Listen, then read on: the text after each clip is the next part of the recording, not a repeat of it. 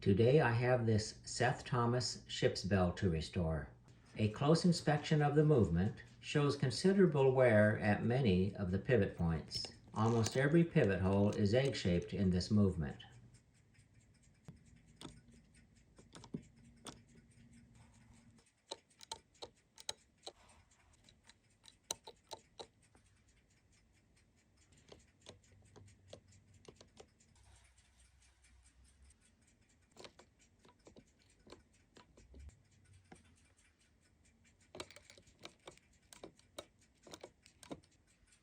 Main wheel teeth have considerable wear on them. Most show over 50% wear. In some cases, the wheel can be flipped over to hold off the cost of fabricating a new wheel. But not so on this one. I'll need to fabricate a new wheel. The time side second wheel lantern pinion trundles are in bad shape. Their poor condition most likely accelerated wear on the main wheel teeth. This individual trundle has been butchered. Only one has been replaced. It was too long and someone hammered it in, mushrooming it over the upper brass shroud.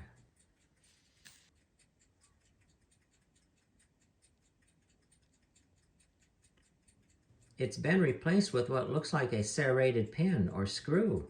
A rough trundle like this will wear a brass tooth out in a short time.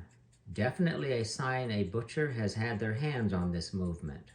Heavy wear on all the trundles has made them thinner, weakening them to a point where they have structurally failed and bent. The shroud on this lantern pinion is loose and has spun on its arbor. A disaster waiting to happen here. Not good.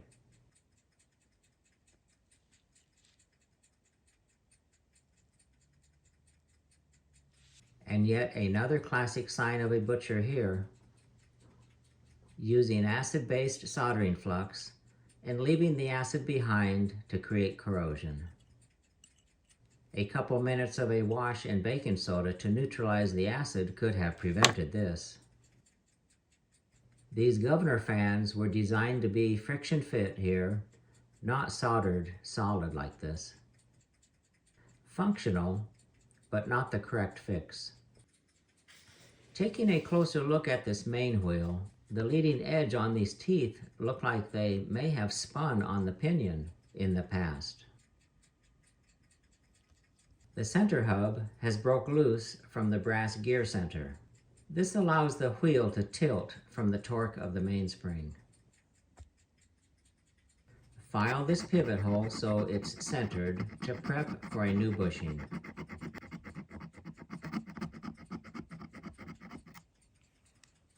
Ream to size.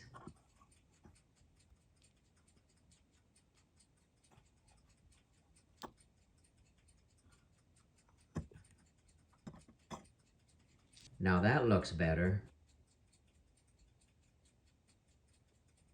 Fabricate a custom bushing.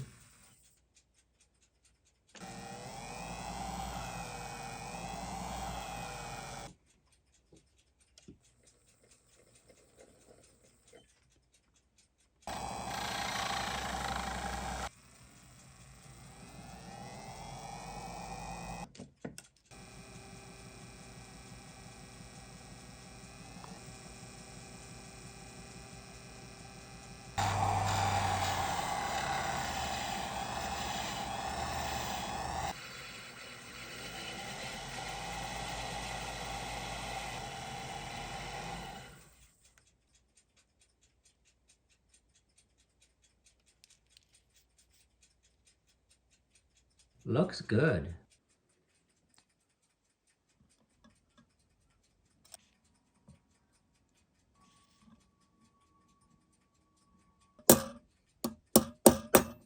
Nice and snug and flush with the inside of the plate. Ream to size.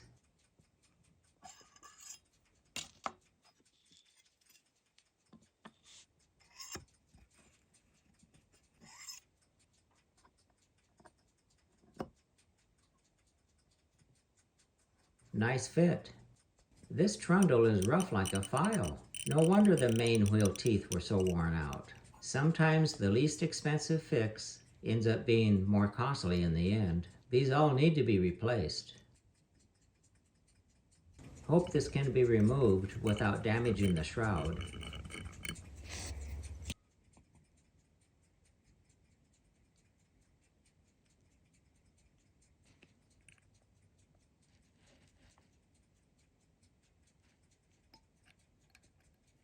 This piano wire of correct diameter, sharpened to a knife sharp end, turns it into a nice custom cutting tool for the brass. Makes removing the trundles nice and easy.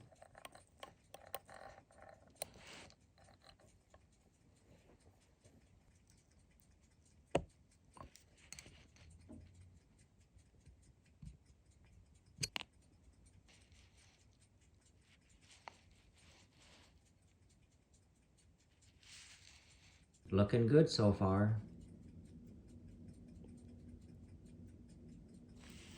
These old ones are long past their useful life. The owner wants the dial restored. Original is silk screened, so a stencil will need to be custom made. The original numerals and lettering were hand drawn and unique to Seth Thomas Company only. They aren't available in any font that is available today. Each one needs to be hand done, one at a time, to keep the original style. I transfer the original to the computer and hand trace each one to work with. They look a little rough around the edges at first, but we'll hand work them until the curves flow nicely together, same as original ones. Looks fast and easy, but it takes many hours to learn these programs.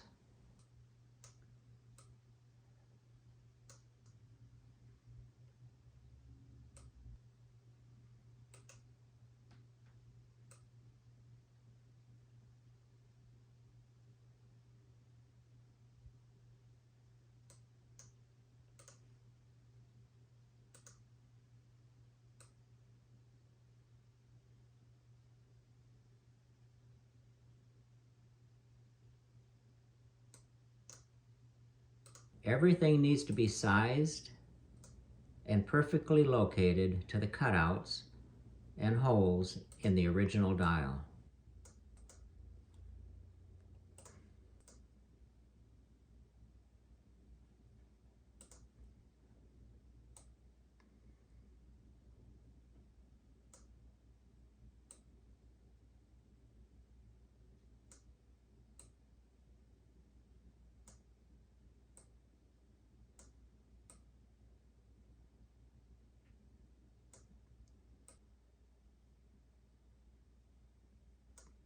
This is the finished dial laser printed on its stencil, ready to transfer to the dial.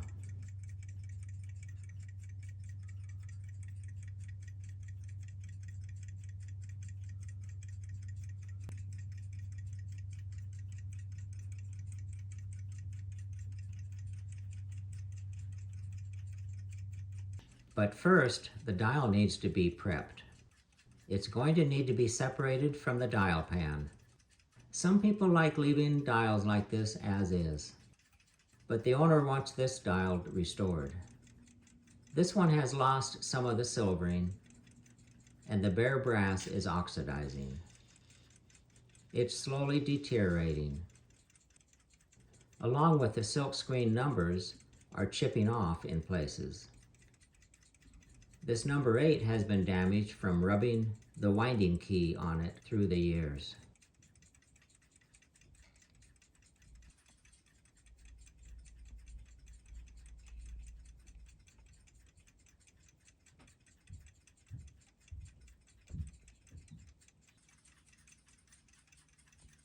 Up close, you can see where the silk screen process allowed paint to bleed these two numbers together. Silk screen prints also leave unpainted areas from the weave of the silk fabric. It's an inexpensive way to print a dial in seconds, but rarely left it with nice sharp lines. The dial I restored has nice sharp lines and will look much nicer than this original.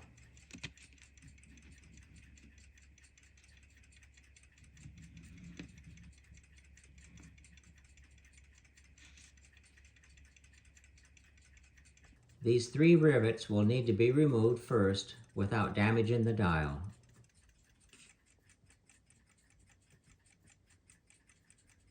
Center the machined head in a correct sized hole of the anvil under this punch.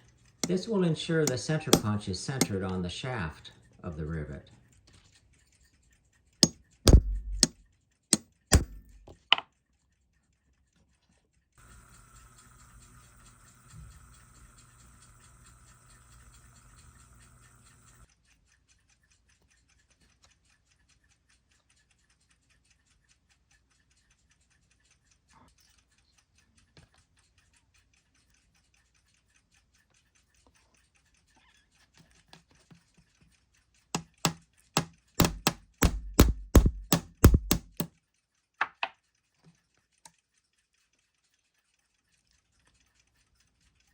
Came off nice without egg shaping any of the holes or damage to the dial.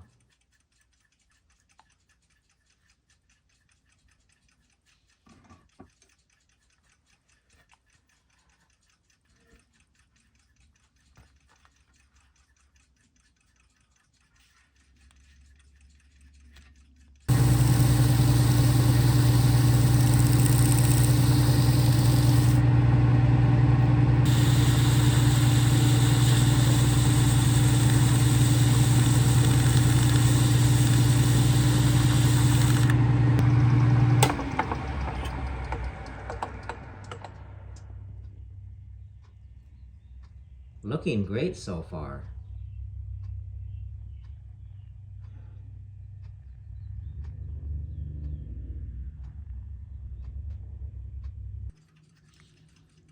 I've silvered the dial and transferred the stencil to it, and it looks great. Now the stencil needs to be final trimmed away from the dial edges. The stencil is only several thousandths thick, and 2000 grit sandpaper works good for this.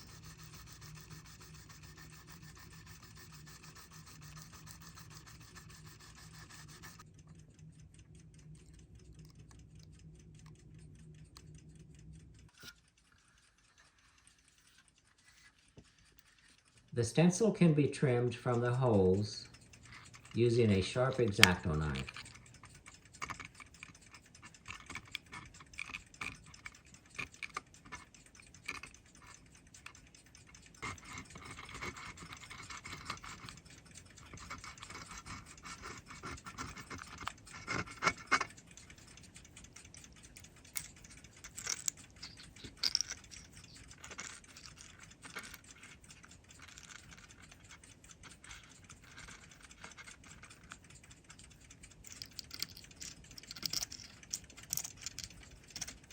Starting to look like a dial again.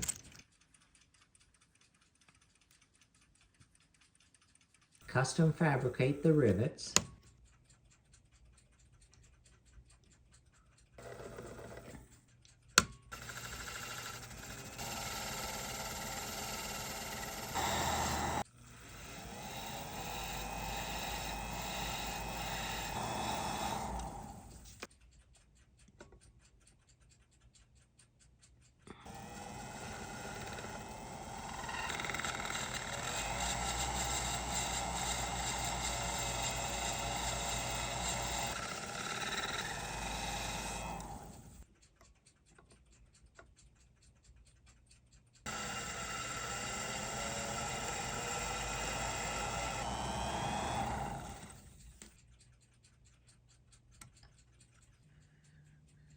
Same as originals.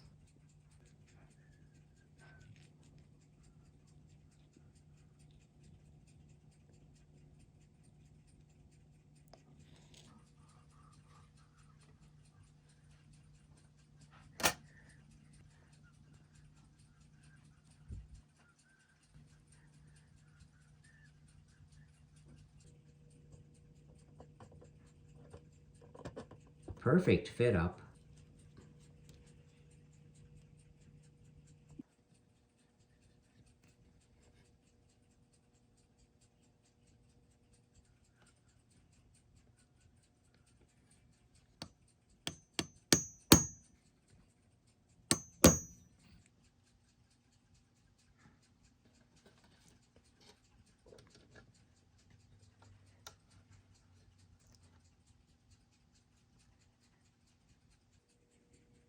Numbers and all, turned out much sharper than original. I applied several coats of clear coat to protect the silvering and the numbers from the elements.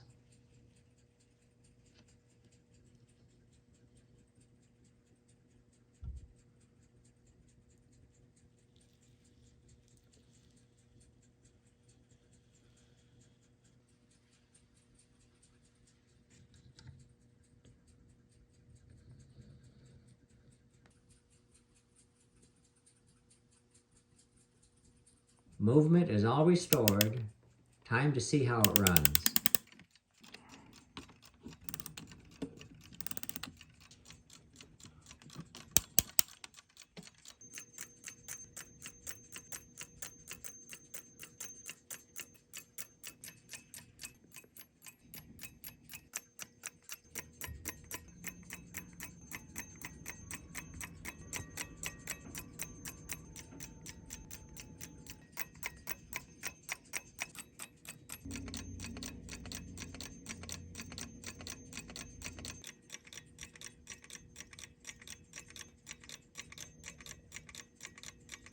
Comparing the old worn main wheel to the new one I fabricated, you can really see a difference.